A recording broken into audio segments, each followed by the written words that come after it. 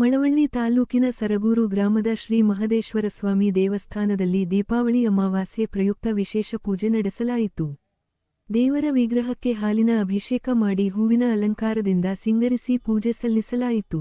ಈ ವೇಳೆ ಆಗಮಿಸಿದ ಭಕ್ತರು ಪಂಜು ಹಚ್ಚಿ ದೇವಸ್ಥಾನದ ಸುತ್ತ ಸುತ್ತಿದ ಬಳಿಕ ದೇವರ ದರ್ಶನ ಪಡೆದು ಪೂಜೆ ಸಲ್ಲಿಸಿದರು.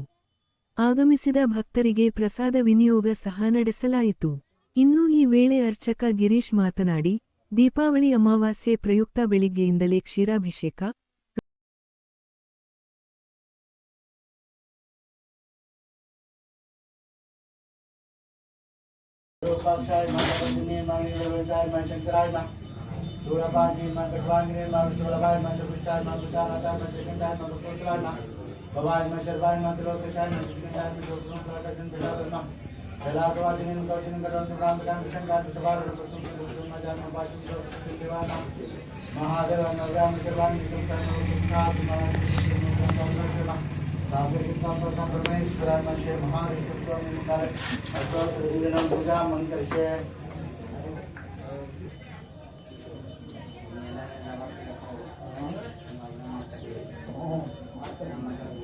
ओम राजाधिराजाय पुत्रकिसाय नमो यमोर्गेश बनाय पुत्रिका भेका मनका मकामाय वशम आभेश्वरो वैकेश बनो तदात कुबेराय वैश्यवनाय महादेवाय नमः।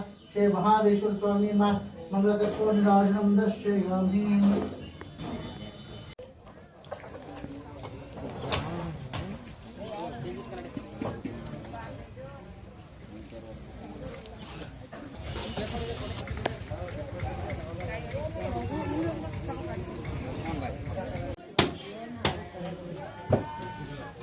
ನರಕ ಚತುರ್ಥಿ ಇವತ್ತು ಅಮಾವಾಸ್ಯೆ ದಿನ ರುದ್ರಾಭಿಷೇಕ ಪೂಜೆ ಎಲ್ಲ ಆಗಿ ದೀಪಾರಾಧನೆ ಆಗಿ ಮಹಾಭಿಷೇಕ ಆಯಿತು.